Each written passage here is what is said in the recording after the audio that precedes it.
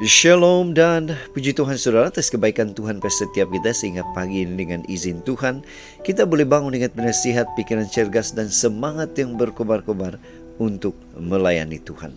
Untuk memulai renungan kita, mari kita berdoa. Bapa di syurga, terima kasih atas kebaikan-Mu karena bersama dengan kami sementara kami mendengar dan mempelajari firman Tuhan. Dalam nama Yesus kami berdoa. Amin. Saudara-saudari yang dikasihi dalam Kristus, tajuk renungan kita pagi ini adalah tetap fokus kepada Tuhan. Mengapa dan bagaimana? Firman Tuhan dalam Lukas 19 ayat 4 mengatakan, "Ia pun berlari mendahului orang banyak, lalu memanjat pohon ara untuk melihat Yesus yang akan lewat di situ." Nah saudara, bacaan kita hari ini kita boleh baca di dalam Injil Lukas 19 ayat 1 hingga 10. Ini merupakan kisah Zakheus, si ketua pemungut cukai. Saudara, semasa Yesus masuk dan berjalan di kota Yeriko, ramai orang bersesak-sesak di jalan itu untuk melihat atau bertemu dengan Yesus. Karena tubuhnya pendek, Zakheus tidak dapat menembus kerumunan orang yang sesak itu. Pandangannya terhalang, tapi dia sangat ingin melihat Yesus. Dia tidak putus asa. Akhirnya dia dapat mencari jalan. Ternyata dekatnya ada sebatang pohon ara. Segera dia memanjatnya agar pada saat Yesus melalui jalan itu, dia dapat melihatnya. Dan dia berjaya.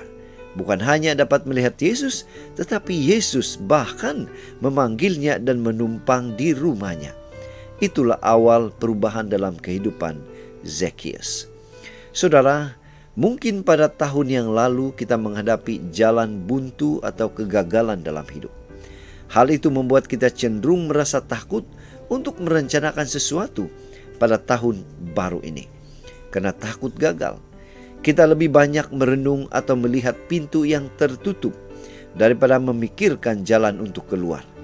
Kita tidak melihat pohon ara yang boleh kita panjat.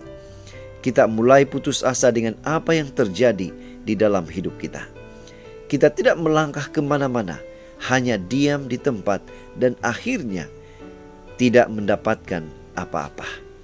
Saudara, dari kisah Zakheus ini, kita boleh belajar untuk tidak berputus asa dengan apapun situasi yang ada.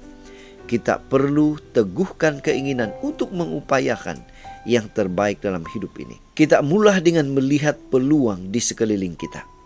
Kadang hal-hal yang tidak pernah kita pikirkan, itulah yang mengubah atau membawa kehidupan kita menjadi lebih baik. Bawalah setiap pergumulan dan rencana kita tahun ini kepada Tuhan, dan biarlah Dia memampukan kita menyelesaikannya. Masih ada pohon ara yang dapat kita panjat tahun ini, saudara. Itu sebabnya pada pagi ini, mari kita ingatkan diri kita untuk tidak terfokus kepada pintu yang tertutup, tetapi lihat masih ada jendela yang terbuka dan pasti ada jalan untuk kita keluar dari pergumulan kita. Inilah doa dan harapan kita. Mari kita bersyukur, kita berterima kasih pada Tuhan karena Dia memberikan kita kekuatan, kemampuan untuk boleh tetap fokus kepada Tuhan mulai pada hari ini. Mari saudara, kita tetap setia, tetap semangat, tetap positif, tetap sehat sampai Maranatha. Tuhan memberkati kita. Mari kita berdoa. Bapa di surga, terima kasih karena memampukan kami fokus kepada Tuhan, bukan fokus kepada masalah. Dalam nama Yesus kami berdoa. Amin.